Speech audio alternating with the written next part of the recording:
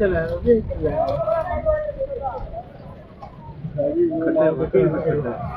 यार नहीं दबाने की कुछ है दबाने